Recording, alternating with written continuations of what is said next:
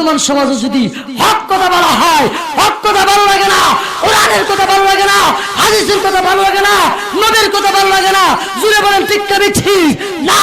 আমার জান যেতে পারে, আমার পান যেতে পারে, তথাপি আল্লাহ রাসূলকে আমার জানের চেয়ে আমার পানের চেয়ে ভালোবাসতে হবে। কি বলেন ঠিক না ঠিক? আরো জোরে বলেন ঠিক না ঠিক? বলতেছিলাম এবার মক্কার কাফেররা সহ্য করতে না পেরে গিয়া নবীর চাচা আবু তলেবের কাছে আবু জিহিল্লা উতবা সাহেবা গিয়া বিচার দিছে। কি দিছে? জোরে কর। আবু তলেব কি ব্যাপার? তো তোমার ভাতিজা মুহাম্মদ এই মক্কা নগরীতে নতুন ধর্মের দাওয়াত দিচ্ছে, আমাদের বাপদাদা ধর্মের মধ্যে চুনকারি মারছে, তোমার কাছে বিচার দিয়ে গেলাম, তুমি তার বিচার করো, নতুবা আমাদের হাতে ছেড়ে দাও, আমরাই তার বিচার করব। আবু তলেব জবাব দিচ্ছেন, ঠিক আছে তোমরা চলে যাও, আমি খবর নিয়ে দেখি, আমি খবর নিয়ে দেখি। কারণ কওমের সবচেয়ে বড় সর্দার আবু জেহেল, নাম শুনছেন না আপনারা? নাম শুনেন না আপনারা? দেখছেন নি? আল্লাহ না দেখা কোন তো দেখি আবু জেহেল দামের দিক দিয়ে কম ছিল, হ্যাঁ সবচেয়ে বড় লিডার ছিল, দামও ছিল, বংশ ছিল, কিন্তু রিসালাত মানে নাই, জান্নাতি না জাহান্নামী। আর হুজুরে কখন আবু তলেব বলছেন ঠিক আছে যাও, আমি খবর নিয়ে দেখি। আল্লাহু আকবার। নবীজি কালিমার দাওয়াতের জন্য, রিসালাতের দাওয়াতের জন্য নবী ঘর থেকে বের হয়ে গেলেন। যাইতে যাইতে যাইতে যেতে বহু দূরে নবীজি চলে গেছে। ওই দিক দিয়ে আল্লাহ নবী বিশ্বনবী রাহমাতুল লিল আলামিনের চাচা আবু তলেব রাসূলের জন্য বের হয়ে গেলেন। ইতিম বাতিজা, মা নাই, বাবা নাই, দাদা আব্দুল মুত্তালিব পৃথিবীর থেকে বিদায় হয়ে গেছে। আবু তলেব বাতিজার সন্ধানে বের হয়ে গেছে। যাইতে যাইতে যায় লোকদেরকে বল, ও লোকেরা মুহাম্মদকে দেখছুনি? লোকেরা বলেন না না, মুহাম্মদ নামে আমরা কাউকে চিনি না, তবে একটা যুবক এই দিক দিয়ে চলে গেছেন, চেহারার মধ্যে পেরেশানি একটা অবস্থা, কি যেন চিন্তা চিন্তা ভাব, সামনের দিকে চলে গেছে। আবু তলেব আরেকটু সামনে গেলেন, যুবকদেরকে জিজ্ঞাসা করেন, ও লোকেরা আমার ভাতিজা মুহাম্মদকে দেখছুনি? কোন মুহাম্মদ নামে আমরা কাউকে চিনি নাই, তবে শোনো একটা যুবক যখন পূর্বে এই দিক দিয়ে গিয়েছেন, একটা যুবকের কথা বলতে পারে। মায়ের আমার বন্ধুরা, আমার ইতিম নবী, বাবা নাই, মা নাই। চাচা আবু তলেব রাসূলের জন্য বের হয়ে গেলেন, রওনা হয়ে গেলেন। ভাইয়ের আমার, বন্ধুরা আমার, যাইতে যাইতে পুরো দূরে যাওয়ার পরে আবু তলেব দেখায়া দেখেন ভাতিজা মুহাম্মদ কালিমা দাওয়াত দিও, রাসূলের দাওয়াত দিও, আস্তে আস্তে করি মাথাটা নোয়া নোয়া নবীজি বাড়ির দিকে আসতেছেন। আবু তলেব তাকায়া দেখেন আমার ভাতিজা ইতি মুহাম্মদের মতো লাগে। ওই দিক দিয়ে আবু জেহেল বিচার দিয়েছেন। সামনে আসলেন, আসার পরে আবু তলেব ভাতিজা সাথে করে নিয়ে বাড়িতে যাইয়া, চাচা ভাতিজা খাবার খাবার আবু তলেব আমার নবীকে কয়েকটা প্রশ্ন করেছি।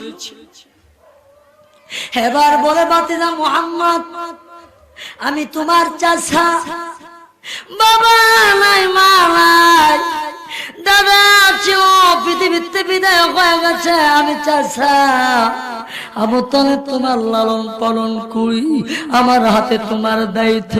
ভাতিজারে আমি তোমারে কয়েকটা প্রশ্ন করব, তুমি জবাব দিবা। কি প্রশ্ন?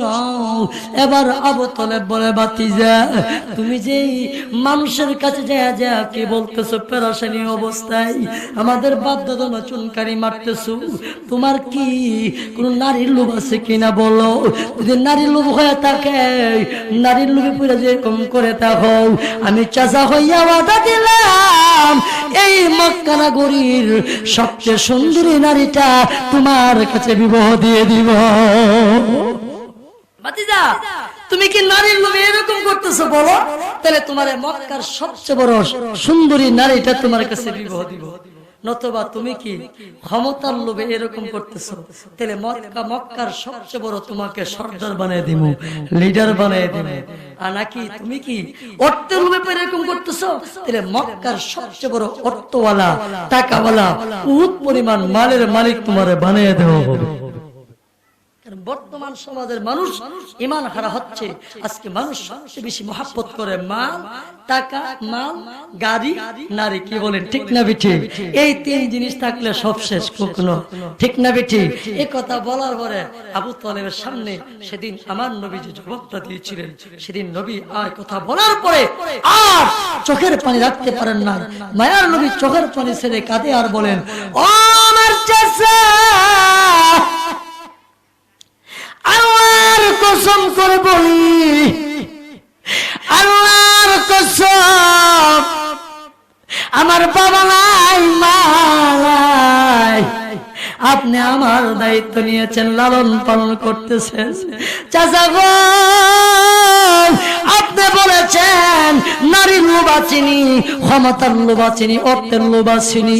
আল্লাহর কসম করি বলি, এই মুহূর্তে যদি আমি ভাতিজার ডান হাতে যদি সূর্যটা এনে দেন আর বাম হাতে যদি চন্দ্র এনে দেন, আল্লাহর কসম করি বলি, আমি উম্মতের মায়ায় পথ হারা মানুষদেরকে পথের সন্ধান দেওয়ার জন্য, যেই কাজের নিয়তে, যেই পেরাশার জন্য, যেই কালিমার দাওয়াত দিচ্ছি, একত্রবাদের দাওয়াত দিচ্ছি, ও চাচা আপনি যদি বুঝতেন, আপনি আমার সাথে পাগল পারা হয়ে যাইতেন।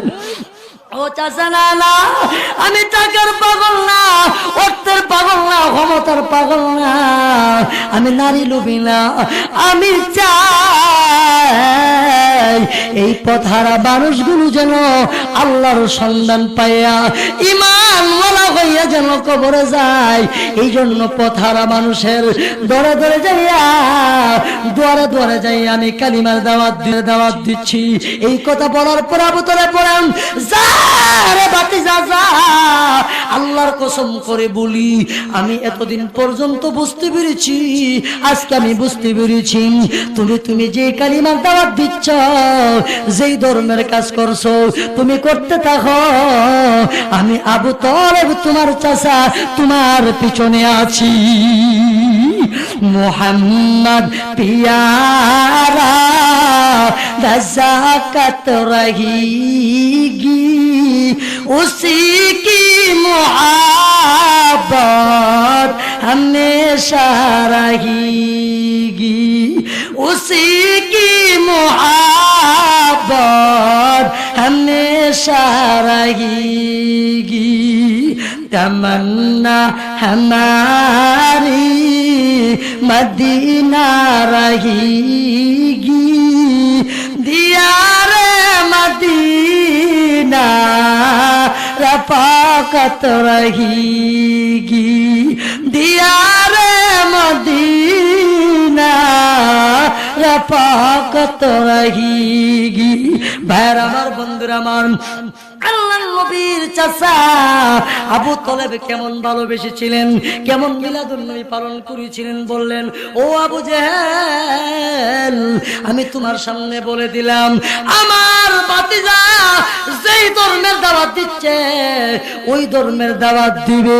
তোমার যদি সাহস থাকে আমার ভাতিজাকে বাধা দিও। কেমন মহব্বত করলে, কেমন ভালোবাসলে এই জবাবটা দিতে পারে ভাইয়ার আমার, বন্ধুরা আমার। এরপরে নবীর রাসূলত না মানার কারণে, কালিমা গ্রহণ না করার কারণে নবীর আপন চাচা আবু তলেব হলেন জাহান্নামী আর সাহাবায়ে কেরাম হলেন জান্নাতি। জুড়ে বলেন ঠিক না ঠিক? আরো জুড়ে বলেন ঠিক না ঠিক? এই জন্য আল্লাহ বলেন, কুল ইন কুনতুম তুহিব্বুনাল্লাহ ফাত্তাবিউনি ইউহিব্বুকুমুল্লাহ ওয়া ইয়াগফির লাকুম যুনুবাকুম ওয়াল্লাহু গফুরুর রহিম। আল্লাহ বলেন, ও নবীজি আপনি জানাইয়া দেন, যারা আমি আল্লাহকে ভালোবাসতে চাই, ফাত্তাবিউনি, তারা যেন আপনার অনুসরণ অনুকরণ করে, তারা যেন আপনার সুন্নত মতে চলে। ও মুসলমান ইমানদার, নবীর সুন্নতের পাগল হতে হবে। জোরে বলেন ঠিক না বেঠিক? নবীর সুন্নতের পাগল হতে হবে। আহারে, মদিনাওয়ালা নবীর সুন্নতের যদি পাগল হইতে পারেন, মদিনাওয়ালা নবী আপনাকে আমাকে সুপারিশ করে জান্নাতে পৌঁছে দিবেন। জোরে বলেন ঠিক না বেঠিক? মদিনাওয়ালা নবীর সুন্নতের পাগল হতে হবে। নবীর সুন্নতের পাগল ছিলেন সাহাবায়ে কেরাম। জোরে বলেন ঠিক না বেঠিক? নবীর সুন্নতের পাগল ছিলেন ওয়াইস আল কারনী। জোরে কোন ঠিক না বেঠিক? ওয়াইস আল কারনী কেমন নবীর আশিক ছিলেন। আল্লাহু আকবার। উহুদের জমিনে নবীর দান্দার শহীদ করে দিয়েছেন। এই খবরটা পাইয়া 2016 সালে হজ করতে গিয়েছিলাম। আমার এই বছর নিবন্ধন করেছি, যদি আল্লাহ কবুল করেন আপনাদের দোয়া করেন। যে কথা বলতেছিলাম, নবীর কেমন পাগল ছিলেন। উহুদের জমিনে নবীর দান্দার শহীদ করে দিয়েছেন ওয়াইস আল কারনী। সংবাদটা পাইয়া নবীর ভালোবাসায়, নবীর মহব্বতে সমস্ত নিজের দাঁতগুলো খুলে ফেলেছেন, বেঁকে দিয়েছেন। কি বলেন ঠিক না ঠিক? আরো জোরে বলেন ঠিক না ঠিক? এদেরকে বলা হয় আশিকে রাসূল। এদেরকে বলা হয় আশিকে রাসূল। সুন্নতের খবর নাই, তারেক সুন্নি আছে না নাই? আরে আছে না নাই? কষ্ট পাইতেছেন? সুন্নতের খবর নাই না, তাকে আশিক বলে না। সাহাবায়ে কেরাম ছিলেন প্রকৃত আশিকে রাসূল। সাহাবায়ে কেরাম ছিলেন নবীর আশিক। সেই মদিনাওয়ালা নবীর সুন্নত পালন করতে পারলে মদিনাওয়ালা নবী হাশরের ময়দানে আপনাকে সুপারিশ করে জান্নাতে পৌঁছে দিবেন। জুড়ে বলেন ঠিক না ঠিক? আরো জোরে বলেন ঠিক না ঠিক? ভাইয়ার আমার, বন্ধুরা আমার, না না, যেই কথাটা আপনাদেরকে বুঝাইতেছিলাম, রাসূল বলেন, ক্বালা রাসূলুল্লাহ সাল্লাল্লাহু আলাইহি ওয়াসাল্লাম, মান আহাব্বা সুন্নতি ফাকাদ আহাব্বানি ওয়া মান আহাব্বানি কানা মাই ফিল জান্নাহ, কানা মায়া ফিল জান্নাহ। আল্লাহর নবী ফরমান, উম্মত রে, ও উম্মত শোনো, যদি আমার কোন উম্মত মান আহাব্বা সুন্নতি, আমি নবীর সুন্নতকে মহব্বত করলো, ওয়া মান আহাব্বানি, সেজন্য আমি রাসূলকে মহব্বত করলো, আর আমি রাসূলকে যে লোকটা মহব্বত করবে, আল্লাহ রাসূল বলেন, কানা মায়া ফিল জান্নাহ, আমি নবীর সাথে জান্নাতে থাকবে। জোরে বলেন ঠিক না ঠিক? বাইরের লোক জায়গা হইতেছে না, দাঁড়াইছেন পিছনে একটু আগে বসে, আপনারা আগে বসে, এই যে লোক আগে বসে, একটু আগে। লা ইলাহা, মাশাআল্লাহ, লা ইলাহা ইল্লাল্লাহ, লা ইলাহা, মাশাআল্লাহ, আগে, লা ইলাহা, লা ইলাহা, লা ইলাহা ইল্লাল্লাহ মুহাম্মাদুর রাসূলুল্লাহ সাল্লাল্লাহু আলাইহি সাল্লাম। ভাইয়ের আমার, বন্ধুরা আমার, বলতেছিলাম আল্লাহর নবী বিশ্ব নবী রাহমাতুল লিল আলামিনের সুন্নতের পাগল হতে হবে, ঠিক না ঠিক? ওই ইমানদার মুসলমান, নবীর সুন্নতকে যে লোকটা মহব্বত করবে, নবীর একটা সুন্নতকে জিন্দা করবে, রাসূল বলেন আমার আল্লাহ তার আমলনামায় 100 শহীদের সওয়াব দান করবে। একটা সুন্নতের বদলায় সওয়াব দিবেন কয়টা? আরো জোরে কোন? একটা সুন্নত জিন্দা করলে 100 শহীদের সওয়াব দান করবেন। এই দাড়ি নবীর সুন্নত কি সুন্নত না? পিছের তারা কই না নবীর সুন্নত কি সুন্নত না? এই পাঞ্জাবি নবীর সুন্নত কি সুন্নত না? এই পাগড়ি নবীর সুন্নত কি সুন্নত না? আরো যেরকম সুন্নত কি সুন্নত না? এই সুন্নতের জন্য মদিনা ওয়ালা নবী এখন পর্যন্ত উম্মতের মায়ায় নবীজি কান্দে। জোরে বলেন ঠিক না বেঠিক? ভাইরা আমার, বন্ধু আমার, মদিনা ওয়ালা নবী উম্মতের মায়া নবীজি কাঁদে। শরম ময়দানে যখন মদিনাওয়ালা নবীর উম্মতেরা যাবেন, আল্লাহু আকবার, নবীজি নিজে সুপারিশ করে হাউজে কাউসারে পানি পান করে জান্নাতে পৌঁছে দিবেন। আল্লাহ হাউজে কাউসার সম্পর্কে আল্লাহ সুনাদের সূরা কাউসার আল্লাহ বলেন ইন্না আতাইনাকাল কাউসার ফাসাল্লি লিরাব্বিকা ওয়ানহার ইন্না শানিআকা হুয়াল আবতার। আল্লাহ বলেন ও নবীজি আমি আপনাকে কাউসার দান করেছি। কাউসার এমন একটা, কাউসারের ব্যাখ্যায় মুফাসসিরিনে কেরাম লেখেন আল্লাহর নবী কঠিন কিয়ামতের ময়দানে নবীর সুন্নতের উম্মতকে, নবীর পালনেওয়ালা সুন্নত উম্মতকে নবীর নিজের হাত মুবারক দিয়া হাউজে কাউসারে পানি পান করাইয়া দিবেন। যেই লোকটাকে নবী যে উম্মতকে হাউজে কাউসারে পানি পান করে দিবেন, কিয়ামতের আগ পর্যন্ত আর পানির পিপাসা লাগবে না। জোরে বলেন ঠিক না বেঠিক? ওই হাউজে কাউসারে পানি পান করার আমাদের নিয়ত আসেনি? কার কার? সবার নিয়ত আছে? ওই ইমানদার মুসলমান, তাহলে নবী মদিনাওয়ালা নবী যদি হাউজে কাউসারের পানি পান করতেন চান, আজ থেকে মদিনাওয়ালা নবীরে কাঁদাবেন না। মদিনাওয়ালা নবীর সুন্নত তার মধ্যে আজ থেকে ফুল লাগাবেন না। কারা কারা হাতটা দেখান আল্লাহকে রাজিছেন যে আজ থেকে হুজুর আর এই জুতার মধ্যে ফুল লাগাবো না, মদিনাওয়ালা নবীরে আর কাঁদাবো না। রাসূল বলে উম্মত যে আমার উম্মতে দাঁড়ের মধ্যে ফুল লাগাইলো সেজন্য আমি নবীর কলিজার মধ্যে ফুল লাগাইলো। জোরে কোন ঠিক না বেটি? হুজুর বয়ান শুনতে রাজি, বয়ান তো মজাই লাগে, ভালোই লাগে। কেউ দাড়ি রাখতাম না, দাড়ি রাখলে বেগম তো আমার সাথে ঘুমাইতেন, ঠিক না বেটি? হুজুর ওয়াজ তো ভালো লাগে কিন্তু দাড়ি রাখতাম না, দাড়ি রাখলে বেগমের কাছে যাইতাম না, বেগম বাইর করে দিব। মদিনাওয়ালা নবীর সুন্নতের জন্য যদি বেগম নারাজ হয়ে যায়, আল্লাহর কসম বেগম নারাজ হলে বেগম পাওয়া যাবে, চাকরি চলে গেলে চাকরি পাওয়া যাবে, সমাজ চলে গেলে সমাজ পাওয়া যাবে।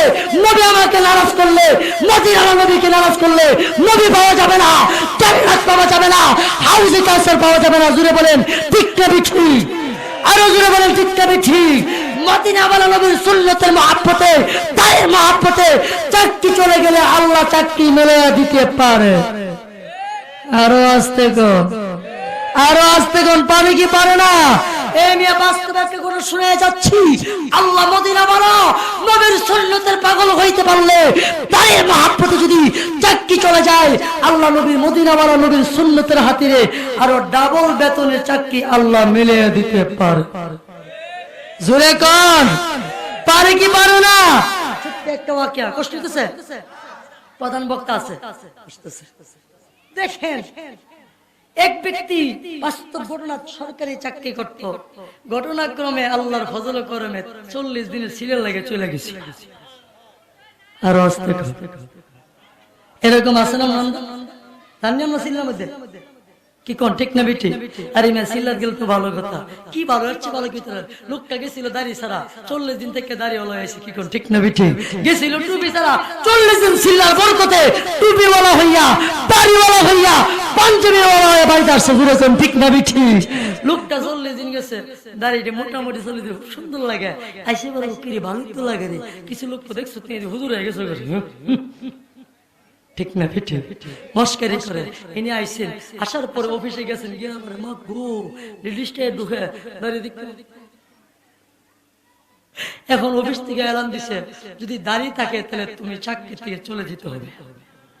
কি চলে যাবে? তোমাকে একদিনের সুযোগ দেওয়া হইল, বাড়ির থেকে বেগমের সাথে পরামর্শ করে আগামীকালকে এসে বলবা দাঁড়িয়ে থাকবে না চাকরি থাকবে, দাঁড়িয়ে থাকতে চাকরি চলে যাবে আর চাকরি থাকতে দাঁড়িয়ে চলে যাবে। বলুন তো দেখি, চাকরি থাকলে খুশি হবে কে? চাকরি মালিক। আর দাড়ি চলে গেলে বেজার হবে কে? মদিনাওয়ালা নবী। মদিনাওয়ালা নবী বাড়ি যা বলেন বিবি ও বিবি 40 দিন সিলা লাগাইয়া মদিনাওয়ালা নবী সুন্নাত দাড়ি নিয়ে বাড়িতে আসছে। যদি দাড়ি রাখতে চায় আর অফিস যেতে হবে না, চাকরি চলে যাবে, কি করব? দাড়ি রাখবো না চাকরি রাখবো? বিবি বলেন স্বামী না খায়া মরতে পারি, পৃথিবীতে বিদায় নিতে পারি, মদিনাওয়ালা নবীর দাড়ি ছাড়া যাবে না। বিবি বলে যাওয়ার পর এই মুখটা চিন্তা করলেন না না মদিনাওয়ালা নবী যদি আমার পক্ষে হয়ে যায় কঠিন কিয়ামতের ময়দানে মদিনাওয়ালা নবীর হাত দিয়ে আমাকে হাউজে কাউসারি পানি পান করবে। লোকটা গিয়া বলেন, অফিসে গিয়া বলেন না না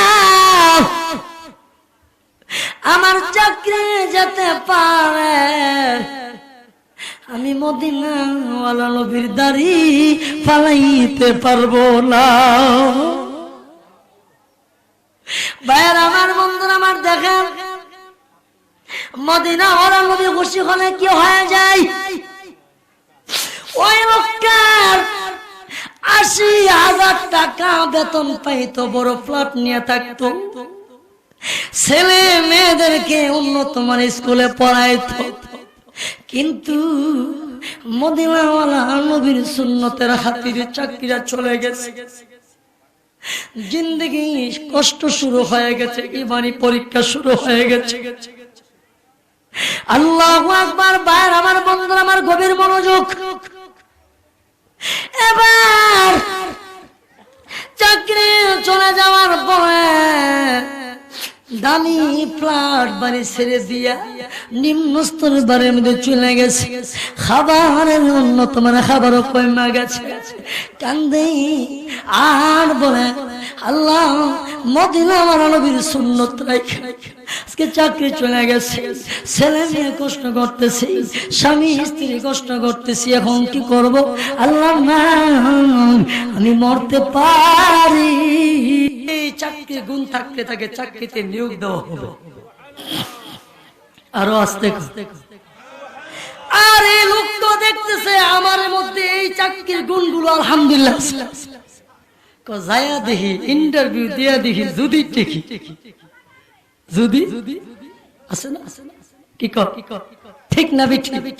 যদি দেখি এই লোকটা গুলো না যায় দেখি না, তবে কয় রে যে চাকরিদারির লেগে চাকরি গেল এটা তো আরো বেশি শক্ত, আমার মনে হয় ইহানাদর চাকরি নিত না, কেন নবী না মদিনাওয়ালা নবী দাঁড়িয়ে আছে, এই সুন্নতের লেগে আমার চাকরি দিত না, যায় দেখি যদি আল্লাহ কবুল করে। আল্লাহু আকবার। লোকটা গিয়ে ইন্টারভিউ দিলেন, দেওয়ার পর আলহামদুলিল্লাহ ইন্টারভিউতে সবার উপরে রেজাল্ট, সবার উপরে বলছে আমার দাড়ি দাড়ি কোনো সমস্যা নাই, যোগ্যতা আছে, তুমি চাকরি নিবা।